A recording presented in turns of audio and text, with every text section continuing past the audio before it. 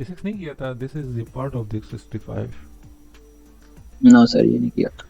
अच्छा, तो ये हमने क्या किया था, series, this is the series motor. Okay, तो मोटर हो जाएगा, ये सीरीज वाइंडिंग सर होगी। हमने, ये सर वो हमने क्वेश्चन बी क्रॉस निकाली थी। v is equal to 40 into 0.25, ये कर अच्छा, लें, ड्रा कर लें। v is equal to 40 into times 0.25, 5 0.25, plus yes sir, ई ये भी हो वोल्टेज। जाएगा, हाँ राइट। जी, ये, यस सर, दिस ऐसे ही है। Will be equal to 220, 220 will be equal to 40 times hmm, 0.25 plus EB. So your EB is equal to 220 जी सर, मैं minus देख लेता 40 times 0.25, 210 I guess say. So yes, 210. हूँ। यस सर, टू सर हमने ना इसमें ब्रश ब्रश वोल्टेज निकालने थे, ठीक है। नहीं, ये what? 210 है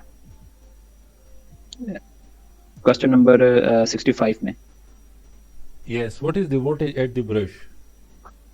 अच्छा अच्छा, ये तो वो बैक यस सर, तो या ये 210 है। और अब आर्मेचर ड्रॉप भी निकाल लो इसमें इसकी। सर ये आपने लास्ट, सर लास्ट में आपने ये ईबी प्लस नहीं करवाया, इसमें सिंपल करवाया है। नहीं, ये तो सिंपल इस तरह नहीं। 65 में क्या था, what is the voltage at the brush, तो इट मींस कि यहाँ पे हमारे पास वोल्टेज क्या है। एक्चुअली ये फिगर कुछ इस तरह का होगा। ये आपका फिगर हो गया, ओके, ये आपका एक्सटर्नल वाइंडिंग हो गए, और यहाँ पे आपका ये आर्मेचर रेजिस्टेंस हो गया। ओके, तो यहाँ पे this is brush and this is the brush. Okay, so ये वोल्टेज कितना, what is the voltage at the brush. तो लेट्स से वो मेरे पास वी भी है, okay, this voltage and this is series winding losses, और ये आपका वी हो जाए, तो V will be equal to 40 times ये हो जाएगा, ओके, और प्लस कि ये वी भी आ जाएगा यहाँ पे। सही है, ये तो लास्ट क्वेश्चन था ना, लास्ट पार्ट था 65 जी का। ये भी, अब क्या करना है, अब हमने ई बी फाइंड करना है, तो ई बी क्या होगा, ई बी इसके बाद होगा, यानी इसमें आर्मेचर लॉसेस भी होंगे, दिस इज आर्मेचर, उसमें आर्मेचर लॉसेस के बाद जो वोल्टेज होगा तो वो क्या होगा, तो V B will be equal to, वो आपका क्या हो जाएगा, ई बी क्या हो जाएगा, that's will be equal to V B minus armature losses, voltage at the armature V A minus V A कर लो, आर्मेचर वोल्टेज। तो ई बी आपका क्या हो जाएगा, दैट्स इक्वल टू 210 हो जाएगा। आर्मेचर ड्रॉप क्या होगा, करंट कितना आ रहा है, दैट इज 40 एम्पियर, और आर्मेचर रेजिस्टेंस कितना है, दैट इज 0.5। तो 40 टाइम्स 0.5, इससे आपका आ जाएगा 20। E B will be equal to, your E B will be equal to 190। So E B will be to 190 volt.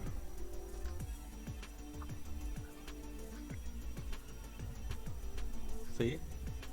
Ji sir ठीक है।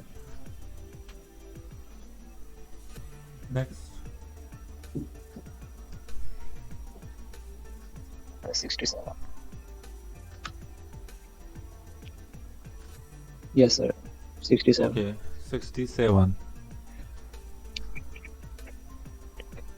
A DC shunt motor is taking इतना ampere at 100 volt and developing 9 bhp armature resistance इतना and shunt field resistance 25 ohm. The copper loss is, so we need to find the copper loss. Okay, so shunt motor में क्या होगा, आपका field winding होगा, ये आपका हो जाएगा, ये आपका आर्मेचर हो जाएगा, और यहाँ पे आपका 100 वोल्ट है, 84 एम्पेयर करंट ले रहा है, so this is 84 ampere, 0.05 ampere आपका आर्मेचर है, और शंट फील्ड रेजिस्टेंस आपका 25 ओम है।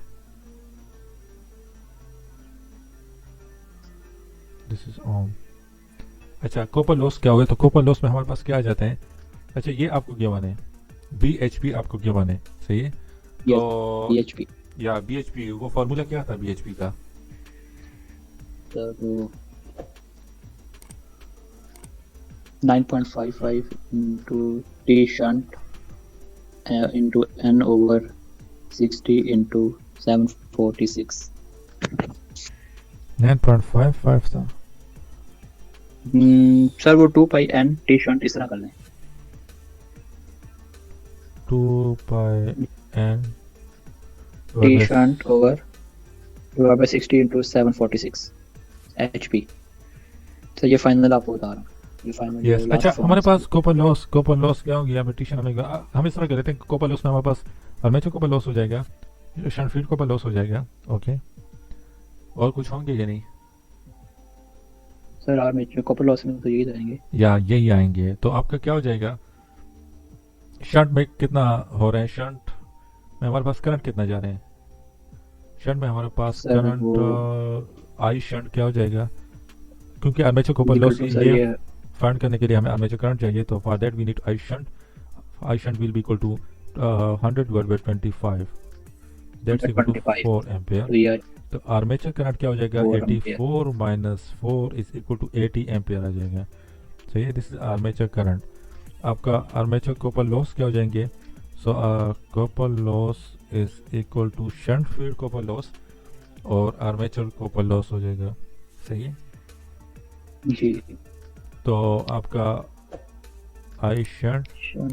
Square R plus I armature square R हो जाएगा, आर्मेचर शंट। तो आई शंट स्क्वायर क्या हो जाएगा, that is equal to 16 times into 25, 25 I A square और क्या हो ये बने जाएगा 80 का 6400, स्क्वायर है या 80 का स्क्वायर इज 6400 टाइम्स 100 0.0। into 0.25। या तो इसको सॉल्व कर लो। सर ये आर्मेचर कॉपर लॉस हमारे पास आएगा 1600 ओके, और जो हमारे पास शंट कॉपर लॉसेज है वो 400 है। तो सर इन दोनों को ऐड भी करना है, टोटल निकालना है ना। या तो ये आपका सर ये 400, कॉपर लॉसेज जी हमारे पास टोटल जो बनेगा वो 2000 वॉट में होते हैं सर। हाँ? सर वॉट में बनेंगे ना। या सर ये तो 2000 वॉट बनेंगे। नहीं 400 ये आ गया, और 6400 टाइम्स 0.05 कर लो। सर ये 6400 टाइम्स 0.25 0.25 32 ये सर 16 0.05 सर 0.05 कर पॉइंट लो। या 320 आएगा इससे। 320 यस। या 320 प्लस 400 इज इक्वल टू 720। जी सर 0.25 सर 0.05 का नहीं मुझे समझ आई। Actually armature resistance is 0.05। 0.05 है ठीक है सर वो मैंने 25 लिखा हुआ है ठीक है 0.05 जी सर ये 320 प्लस 400 720 जी ठीक है sir. Okay, so this is copper Sir. loss, that is 720. Question number 68. In the above question, iron and friction losses is, तो हमारे पास जो iron and friction losses, so actually हमारे पास जो टोटल पावर हमारे पास क्या होता है, that is I A E B होता है। तो I A E B actually iron is the कौन से लॉसेज हैं, दिस इज मैकेनिकल लॉस तो आपके वो हो जाएंगे फ्रिक्शन लॉसेस, और वेंडेज लॉसेस आपके मैकेनिकल लॉसेस हैं। ये आपके आयरन लॉसेस में आ जाते हैं। यस, इसमें हिस्टैरिसीस और रिकरेंट लॉसेस आ जाते हैं। सही है जी। तो फ्रिक्शन ये आयरन फ्रिक्शन लॉसेस तो हम इस तरह फाइंड नहीं कर सकते, हम इस तरह कर लेते हैं कि हमारे पास टोटल कितना पावर है दिस वन। ओके, इसमें ड्राइविंग पावर कितना होगा, तो लाइक टोटल आपका ये पावर होगा। ओके, यानी यहाँ से टोटल पावर आपका ये हो जाएगा। तो इसमें हम इस तरह कर लेते हैं कि हमारे पास टोटल पावर में से हम ये सब्ट्रैक्ट कर लें तो हमारे पास वो आ जाएगा, सॉरी टोटल पावर में से हम अगर कॉपर लॉस निकाल लें तो हमारे पास ये लॉस आ जाएगा ये। यस ठीक है सही है, तो हमारे पास आउटपुट पावर कितना होगा वो हमने फाइंड करना है। सही है, तो ये हमारे पास टोटल इनपुट हो जाएगा, और सबसे पहले टोटल लॉसेस फाइंड कर लेते हैं। तो टोटल लॉसेस क्या होंगे हमारे पास, इनपुट माइनस आउटपुट। जी सही है, तो total losses is equal to input minus output. Input हमारे पास क्या है, that is equal to 84 times 100 840।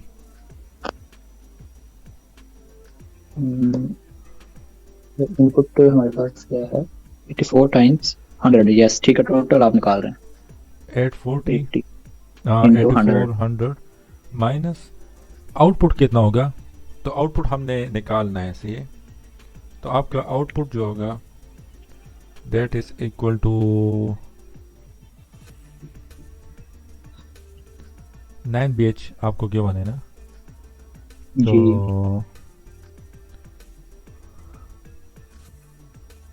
ये हमारे पास एक्चुअली हमारे पास टी टी ये क्या है, that is equal to 60 divide by 2 pi into output yes divide by N, this O is या सो आउटपुट आपका क्या हो जाएगा, T shunt into N divide by 60 into 2 pi, that is equal to yes output. तो आपका ये output हो गया 2 पाई एन टी शंट, ये आपका आउटपुट आ गया। This is given to you, that is 9 time 746 कर लो, so you will get t shunt sorry output, so 9 times 746, Yeah. that is equal to P 6714, 2 pi and t shunt divided by 60 746, ठीक है sir. उसके बाद t shunt 1686, so your total losses is equal to 1686। Total losses जैसा ठीक है output होगा and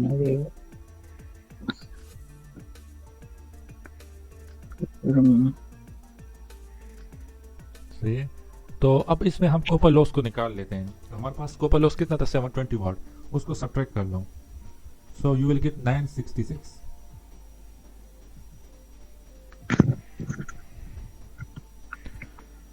आपका iron, ji your सही। आयरन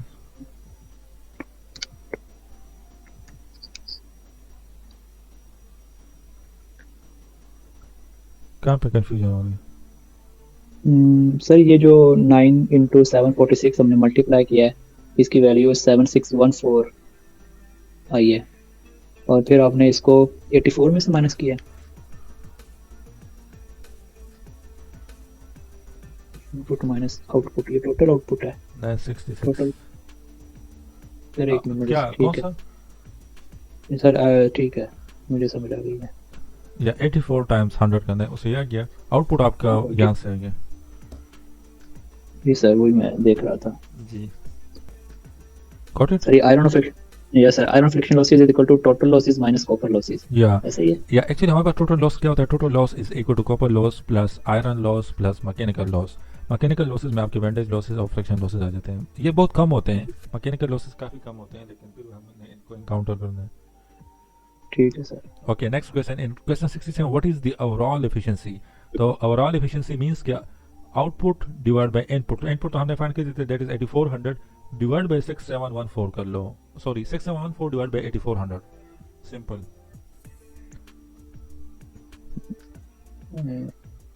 सर क्या था, आउटपुट और इनपुट ना, इनपुट हमारी 8400 है और आउटपुट हमारी, सर हम टोटल आउटपुट लेंगे। या overall efficiency means कि input टोटल, यहाँ से input and total output। जी सर, तो सर हमारी टोटल इनपुट है, टोटल आउटपुट हमारी है 6714। yes 671, ठीक है 6714 डिवाइडेड बाय 4। सर ये 7 मल्टीप्लाई, सर ये 79.9, 80%। 80% फर्स्ट ऑप्शन। ओके, आप क्वेश्चन चेंज हो रहा है। Question number 70, a 220 volt series motor take a current of 35 ampere and run at 500 rpm. Armature resistance is given to you, that is 0.25 ohm, and series field resistance is 0.3 ohm. Iron friction loss is 600 watt, and is the armature torque. What is the armature torque? What is the armature torque? Okay. So actually हमारे पास series motor है, तो यहाँ पे ये हो जाएगा और ये आपका ये आ जाएगा 220 वोल्ट, यहाँ पे हो जाएगा current 35 ampere and run at 500 rpm। तो n आपके पास क्या है, that is 500 rpm।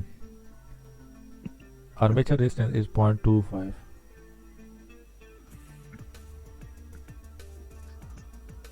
Series field resistance 0.3 ampere ohm, sorry.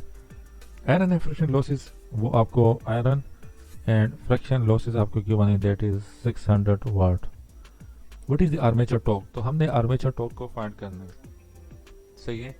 तो हमारे पास क्या होगा, आर्मेचर टॉर्क फार्मूला क्या है, टी ए का फार्मूला क्या था, that is equal to 9.55 times E B into I A divide by N. N भी आपको गिवन है, आई ए भी आपको गिवन है, ई भी हमने फाइंड करना है। तो ई भी आपका क्या हो जाएगा, 220 इज इक्वल टू 35 इंटू 0.3 हो जाएगा प्लस 0.25 प्लस ई भी हो जाएगा।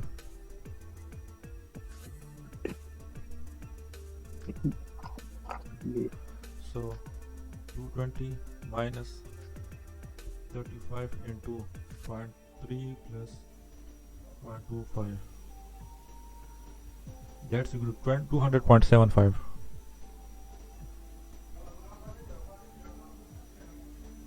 200.75। ये कर लो, इससे क्या आता है।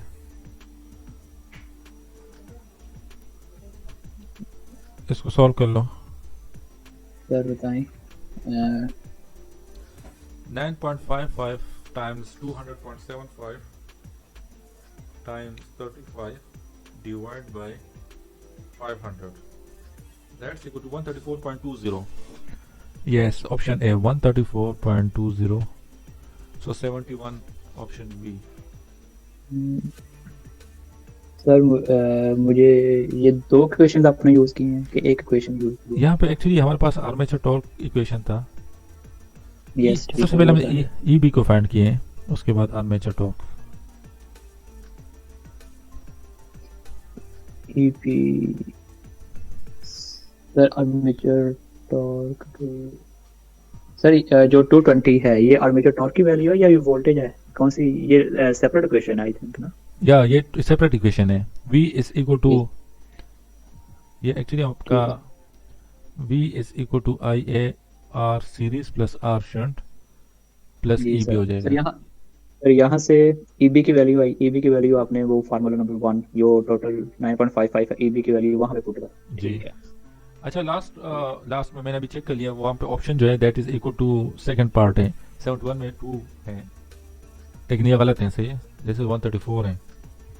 134 है, ठीक है सर, इसमें ऑप्शन 3 है। First, in question 70 what is the overall efficiency. अच्छा, ये इनपुट तो आपका ही आ जाएगा, सही है, 35 टाइम्स 220। सर ये कौन सा क्वेश्चन है? 72। 71 सर, 71 करना है, शाफ्ट टॉर्क निकालना है, वो यही वाला है शाफ्ट ओह टॉर्क। सॉरी, वेट 70 में आपका 134 option 3 is the correct answer. 70 में वेट, वो मैं चेक कर लेता हूँ दोबारा। 70 में आपका 3 ऑप्शन, या 70 में बुक में भी 3 ऑप्शन है, वो सही है, मैं समझे कि और 71 में या 71 करना है। 71 व्हाट इज शाफ्ट टॉर्क, तो शाफ्ट टॉर्क में क्या करना है, शाफ्ट टॉर्क का आपने फार्मूला यूज करना है। तो शाफ्ट टॉर्क का फार्मूला क्या है, शाफ्ट टॉर्क का फार्मूला है कि वो तो लॉस टॉर्क का फार्मूला था, वो लॉसेस वाला। जी सर, दैट जी is sir, 9.55 into iron and friction losses, यही था ना। तो ये लॉस टॉर्क का है। टी शाफ्ट का formula 9.55 into output over N, और जो दूसरा आपने बताया था वो total torque minus T shaft T loss, इस तरह करके बताया था आपने। अच्छा, तो शाफ्ट का फार्मूला ये है, तो आउटपुट हमने फाइंड करना है। आउटपुट यहाँ पे मुझे किस तरह मिलेगा आउटपुट,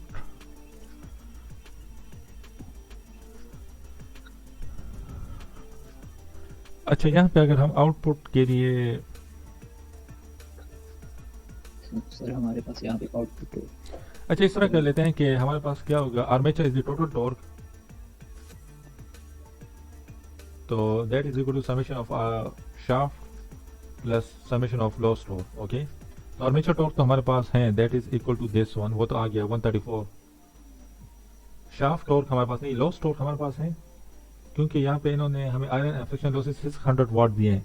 तो इस फार्मूले में आप इस तरह कर लो कि यहाँ पे आप 600 वाट लिख लो instead of this iron and friction, और एन आपको गिवन है दैट इज 500 आरपीएम, तो इससे आपके पास लॉस टॉर्क आ जाएगा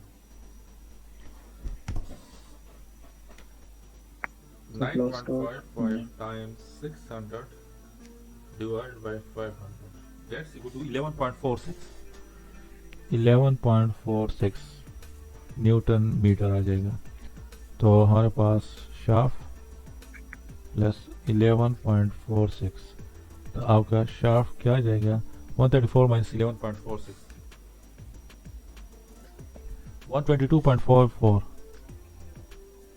122 point, yes sir, second option या सेकंड ऑप्शन हो गया। तो लास्ट में आपका second option is the correct answer, वो लास्ट में भी है। अच्छा, what is the overall efficiency? तो हमारे पास शाफ्ट टॉर्क आ गया, तो यहाँ से आप आउटपुट निकाल लो।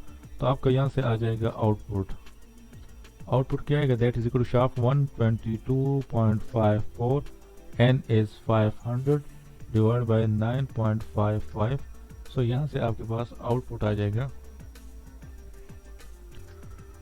सर वही फार्मूला यूज कर रहे हैं टी शंट वाला, या टी शंट वाला फार्मूला यूज कर लो तो आपके पास आ जाएगी।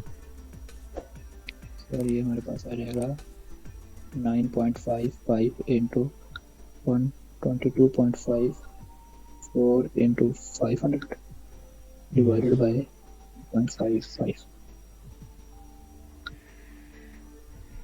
T shaft. This is the output and this is the input. So divide by 35 times 220.83, तो 83.4% आ रहा है।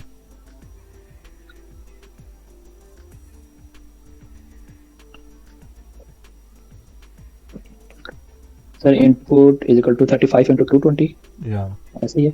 यस, सर ये 7700 आया।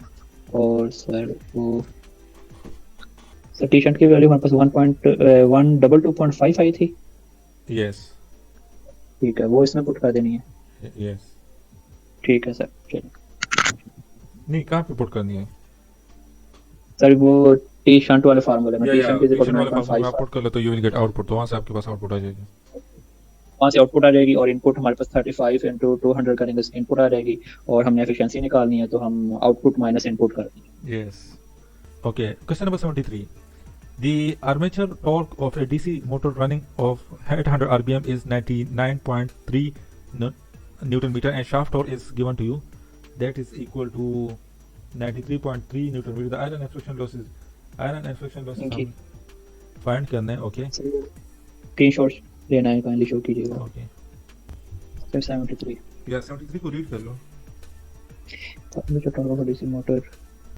यस सर, आयरन और फ्रिक्शन लॉसेस निकालने हैं। शाफ्ट टॉर्क भी गिवन है और motor running at the speed of armature torque भी गिवन है। Yes. तो शाफ्ट टॉर्क आपको गिवन है, लॉस टॉर्क आपने, आयरन एंड फ्रिक्शन लॉसेस हमने फाइंड करने। तो ये तो इजी है। शाफ्ट टॉर्क आपको गिवन है और फार्मूला क्या है? शाफ्ट टॉर्क का 9.55 times iron and friction losses divided by N. तो शाफ्ट टॉर्क आपको गिवन है, ये भी गिवन है। Okay, wait. Shaft torque is equal to output divide by, ये था, ये लॉस टॉर्क था, दिस इज आउटपुट। सर ये आउटपुट है, ठीक है। या लॉस टॉर्क आपका है 9.55 into iron and friction losses divide by N. तो यहाँ पे हमारे पास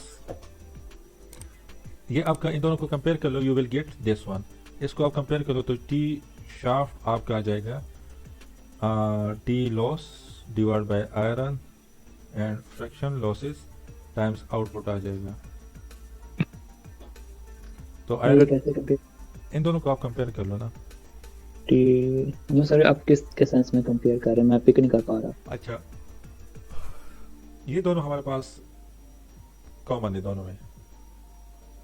जी तो T shaft divide by output is equal to T loss divide by iron and friction losses. Okay, इस तरह ठीक है। तो T shaft is equal to T loss time iron and friction losses time output हो जाएगा। ये actually आपका हो जाएगा T shaft divide by output is equal to T loss divide अच्छा, बाय, तो आपका आयरन एंड फ्रिक्शन लॉसेस क्या हो जाएंगे, that is equal to T loss times output divide by T shunt. तो आयरन एंड फ्रिक्शन लॉस क्या हो जाएंगे, टी लॉस आपका क्या हो जाएगा, दैट इज मिस्टेक कर दिया। आर्मेचर टॉर्क क्या था, आर्मेचर हमने फाइंड करना। Sir armature torque of a DC motor is 99.3 newton metre और एन हमारे पास 800 है। This is armature torque, okay? So this is equal to armature torque divided by EBIA. Got it? Okay sir, ठीक है sir, आपने relate किया है। Yes. तो एक्चुअली यहाँ पे हमारे पास लॉ स्ट्रोक नहीं है और यहाँ पे EBIA भी नहीं है, सही है। तो ये फार्मूला भी हम यूज़ नहीं कर सकते, ये वाला पार्ट। तो अगर हम ये लिख लें कि आपका टी आर्मेचर किसकी इक्वल है, T shaft plus T loss. तो आर्मेचर तो आपको गिवन है, that is equal 99.3 newton metre. T shaft is जी, also given to you, that is sir वो है 93.3। 93.3। तो इससे आपके पास टी लॉस आ जाएगा। इसको आप फाइंड कर लो, टी लॉस कितना आता है, 99.6 आएगा, जी राइट, 6 आ जाएगा। तो अब हमारे पास क्या हो जाएगा, लॉस स्ट्रोक हमारे पास आ गया, सही है। तो इस फॉर्मूले से हम कर सकते हैं फिर, दैट इज 6 न्यूटन। एन क्या है, N is given to you, that is 800 RPM divide by 9.55। So इससे आपके पास आ जाएगा iron and friction losses. Sir हमने आयरन फ्रिक्शन लॉसेस निकालने, ठीक है, वो वैल्यू वहाँ पे पुट कर दी। जी सो ये हो गया 502.6। 502, ठीक है sir. 74. A fourth pole 250 volt series motor has a wave connected armature with 125.4 conductors. No, 125 with 125. Where Four the conductors, one to five, 4 conductors. 1254 conductors. The flux per pole Yes. is 22 milliweber. Okay. When the motor is taking 50 ampere, iron and friction losses is 1000 watt. Armature resistance is 0.2 ohm. Series speed resistance is 0.2 ohm. What is the speed of the motor? Okay. So सबसे पहले series motor को draw कर लेते हैं।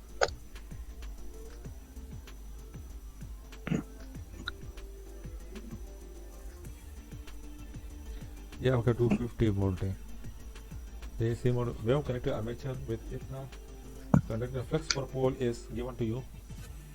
Motor is taking 50 ampere. जी Iron and friction losses is given to you. Armature is given to you. Series, what is the speed of the losses? Okay, तो हम इस तरह कर लेते हैं कि हमारे पास EB का फार्मूला क्या था? That is ZN by 60A. तो आपका पोल कितने हैं? That is 4. फ्लक्स आपको गिवन है, that is equal to 22 milli weber.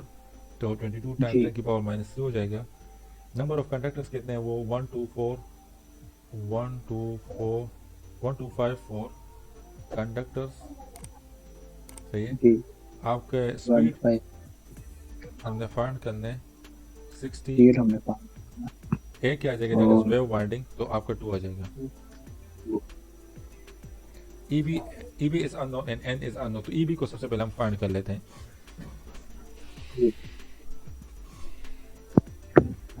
तो आपका EB क्या आ जाएगा, that is equal to EB, आपका V is equal to IA into RA plus R shunt plus EB plus B.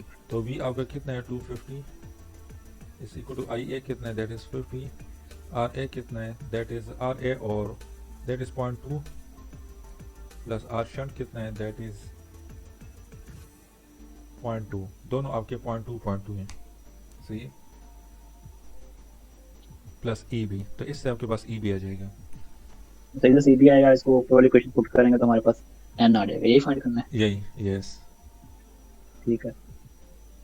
EB और sir इसमें आपने आर्मेचर रेजिस्टेंस और सीरीज रेजिस्टेंस को ऐड किया है, या ठीक है सर। अब टोटल रेजिस्टेंस, ठीक है, वो सीरीज मोटर है, सीरीज मोटर, जी ठीक है। Yes, 0.2 plus 0.2 that's equal to 250। N आपका आ जाएगा 250। सर ये RPM ईबी पुट की करने के वैल्यू सर बाद 230, ठीक है या सर। 250 या 250। 250, ठीक है। क्या लास्ट पार्ट में आंसर भी क्वेश्चन 74 में 4 आंसर है, ओके एंड पे। In the above okay question what ठीक इज है। बीएचपी, तो आपका बीएचपी क्या है? बीएचपी इज इक्वल टू हमारे पास ये क्या होगा, 2 पाई बाई 60 होगा ना? जी 2 pi T shunt over 60 into, sir ये PHP का फार्मूला है 2 pi N T shunt over 60 into 740 746 होगा। 746। Yes sir. सर जो हमारे पास n है वो हमारे पास वो भी गिवन है टी शंट। टी शर्ट हमारे पास क्या होगा एक्चुअली, हमारे पास यहाँ पे टी लॉस क्या हो गया, यहाँ पे टी लॉस हमारे पास क्या हो जाएगा, that is equal to 9.55। Into iron friction losses over n। Yes, तो आपका ये आ जाएगा आयरन फ्रिक्शन लॉसेज हमारे पास 1000 है एक्चुअली यहाँ पे ओवर हमारा। जी जी करें sir. 1000 divide by N, N क्या आ गया था 250, 250। या तो ये 4 आ जाएगा, तो आपका लॉस स्टोर का आ जाएगा इससे 38.2। 38.2। यस 38.2। अच्छा, अब सही है हमारे हमारे पास पास। लॉस टॉर्क गया, आर्मेचर टॉर्क कितना होगा, that is equal to 9.55 into EBIA divide by N. तो आपका आर्मेचर टॉर्क हो जाएगा 9.55। EB कितना आ गया था, 230 आ गया था, और armature 230 current 50 ampere divide by 250। इसको कर लो। Sorry 9.55 multiply by 230 multiply by 50 divided by 250 439.3 आ रहा है। वो 39.3 है सर। इतना ही आ रहा है सर। ये टी शर्ट आ गया। टी शर्ट को सर PHP वाले फार्मूले में इसकी वैल्यू सेट कर दें। एक्चुअली टी शर्ट नहीं है आपका, टी शर्ट आपका आ जाएगा that is equal to armature torque minus, ये आर्मेचर वाला ओके था, आर्मेचर टॉर्क माइनस ठीक है लॉस ठीक है। टॉर्क, तो 439 माइनस 38.8.2, तो ये आपका टी शर्ट आ जाएगा 401.1 न्यूटन मीटर। तो आप इसमें पुट कर लो, तो आपका BHP आ जाएगा 14 आ रहा है, 0.06 आ रहा है, तो 14.08। जी सर ठीक है। 75 ऑप्शन, या फर्स्ट ऑप्शन, ओके सही है। Okay 76 and question 74 what is the shaft torque, तो शाफ्ट टॉर्क तो हम ऑलरेडी फाइंड कर चुके हैं 401, तो 400 न्यूटन मीटर, ओके ये भी हो गया। जी सर ठीक है। 72 75 76 76 में option 2, yes 77 what is the overall efficiency, तो overall efficiency means output divide by input. तो आउटपुट आपका क्या आ Yes. रहा था, that is equal to EBIA, तो EBI 230 times 50 divide by input क्या आ रहे हैं, दैट इज 50 टाइम्स 250, तो 92%। तो ये आप राइट कर रहे हैं लेकिन मुझे शो नहीं हो नहीं रहा। नहीं नहीं, जैसे आप ठीक output is equal to sir बताइएगा EBIA। या this is 77 what is the overall efficiency, तो आउटपुट तो क्या सर है? ये सर 230 मल्टीप्लाई बाय 50। एक्चुअली हमारे पास आउटपुट टी शाफ्ट से आएगा, वो नहीं होगा EBIA, क्योंकि इसमें और भी लॉसेस भी होंगे ना हमारे पास ठीक है। EB या IA, तो हमारे पास जिस सर वो आर्मेचर, ठीक तो है सर। ये T shaft into output divided by n। तो टी शाफ्ट की वैल्यू पुट करेंगे यस, और यहाँ से हमारे पास आउटपुट आ जाएगा। आपका टी ठीक शाफ्ट से 9.55 into output divide bye n कर लो, तो शाफ्ट टी शाफ्ट कितना आ रहा था, 439 आ रहा था, 39 यस 439.3 था आई थिंक। नहीं टी शाफ्ट 401.1 था, तो 400 ले लेते टाइम्स n क्या था, n आपको 250 आ गया था, 250 यस ठीक है। सही है, तो डिवाइड बाय 9.55, तो आपका आउटपुट 104.7 आएगा, 10471 आएगा, डिवाइड बाय इनपुट क्या था, इनपुट आपके 50 times 250, So that is equal to 0.837. So 50 times 250. 250 multiplied by 50. Sir ये हमारे पास इनपुट 12500 इस तरह बनेगी 1 2 हाँ इनपुट आपका 250 टाइम्स 50 कर लो 250 टाइम्स 50 जी सर ये इतनी बन रही है 12500 Yes. 250 टाइम्स 50 यस तो वो 10471 डिवाइड बाय 250 वो कर low output over in yes output divide by input सही तो ये 104 divide by 12500 yes multiply by 100 sir 83% या 83.7% जी 83.2 आ रही है 83.2 आ रही है मेरे पास ठीक है या सही है 84% यहाँ पे आपका आंसर होगा यस सर ठीक है अच्छा 77 और 78 which motor should not be used for centrifugal pump sir centrifugal pump के लिए कौन सी मोटर यूज नहीं होती आपका जो कंपाउंड मोटर होता है starting- ना कंपाउंड मोटर में हमारे पास जो होते हैं वो हाई स्टार्टिंग टॉर्क होता है कंपाउंड मोटर में और कांस्टेंट स्पीड होता है वहाँ पे जहाँ पे आपको जी। कंपाउंड मोटर रिक्वायर्ड हो तो वहाँ पे आपको हाई स्टार्टिंग टॉर्क और कांस्टेंट स्पीड होने चाहिए दोनों आपको देंगे सही है कि high starting torque constant speed तो सर ऑप्शन 3 बनेगी फिर एलिवेटर हो गया high starting torque we need high starting torque और कांस्टेंट स्पीड भी हमें एलिवेटर में चाहिए तो रोलिंग मिल्स हो गए हैवी प्लेनर्स ये सारे कन्वेयर्स से शेयर्स प्रेसेस ये सारे कंपाउंड मोटर होते हैं शंट मोटर में क्या होगा शंट मोटर में हमारे पास सेंट्रीफ्यूगल एक्चुअली शंट मोटर में हमारे पास क्या होता है हमें कांस्टेंट स्पीड जहाँ पे रिक्वायर्ड है तो लेट्स मशीन हो गए फैन हो गया कांस्टेंट स्पीड हमें फैन में भी रिक्वायर्ड है कन्वेयर्स जो हो गया जी। उसमें भी लेफ्ट जो है उसमें भी हमें कांस्टेंट स्पीड रिक्वायर्ड है वेविंग मशीन्स में सही है वो वेविंग मशीन आप देखो तो कांस्टेंट स्पीड के साथ चलते हैं स्पैनिंग मशीन्स जी कन्वर्ट्स भी एक कांस्टेंट स्पीड के साथ चलते हैं लेफ्ट भी आपके कांस्टेंट स्पीड के साथ वो काम करते हैं तो इनके लिए हमें शंट मोटर सेंट्रीफ्यूगल पंप्स भी हो गए इसमें भी शंट मोटर तो सर एक्चुअली शंट चलेगी या shunt actually cumulative compound motor हमें कांस्टेंट स्पीड देगा और शंट भी हमें कांस्टेंट स्पीड देगा सही है एक्चुअली कंपाउंड मोटर आपको कांस्टेंट स्पीड और कांस्टेंट टॉर्क देगा तो कंपाउंड में आपका कम्युलेटिव भी आ जाते हैं डिफरेंशियल भी आ जाते हैं ओके ओके तो ठीक ये है दोनों तो आउट हो गए शंट मोटर भी आउट हो गया तो सीरीज मोटर हमने यूज़ नहीं करना सही है सीरीज मोटर हम तभी यूज़ करते हैं जहाँ पे हमें हाई स्टार्टिंग टॉर्क रिक्वायर्ड हो सही है लेकिन यहाँ पे वेरिएशन आएंगे स्पीड में सीरीज मोटर में तो आपने पंप देखा होगा सेंट्रीफ्यूगल पंप देखे हैं आपने सर मुझे नहीं आइडिया क्या होते हैं ये आपके सेंट्रीफ्यूगल पंप्स हैं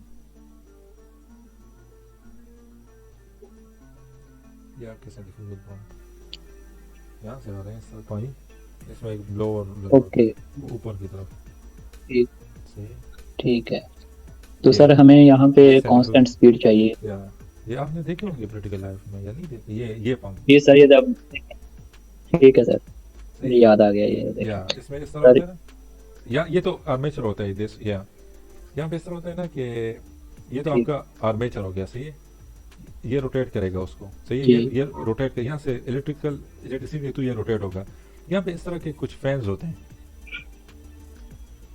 सही है और ये जी, पाइप ठीक ऊपर है। चले जाते हैं तो पानी यहाँ से आ जाते हैं सही है ये फैन उस पानी को उस तरह घूमते हैं तो ये पानी ऊपर की तरफ जाता है इस तरह ये फैन घूमते हैं ना तो ये पानी ऊपर की तरफ जाता है तो इस तरह ऊपर पानी जाएगा आर्मेचर के थ्रू ये ओके। रोटेट होगा तो यहाँ पे हमें कांस्टेंट स्पीड यहाँ पे रिक्वायर्ड होते हैं सही है तो यहाँ पे हम शंट मोटर भी सर यहाँ पे हमें पावर जी पावर भी ज्यादा रिक्वायर्ड होगी आई थिंक इसमें टॉर्क भी ज्यादा रिक्वायर्ड होगा या टॉर्क भी ज्यादा रिक्वायर्ड होगा शंट मोटर यूज करते हैं या कंपाउंड मोटर भी यूज कर सकते हो सही है लेकिन सीरीज ठीक है। मोटर आपने यूज नहीं करना यहाँ पे क्योंकि वो सीरीज मोटर आप यूज करोगे तो कभी पानी तेजी के साथ आएगा कभी स्लो आएगा कभी क्या होगा सही है क्योंकि वो स्पीड आपका वेरिएबल स्पीड मोटर होते हैं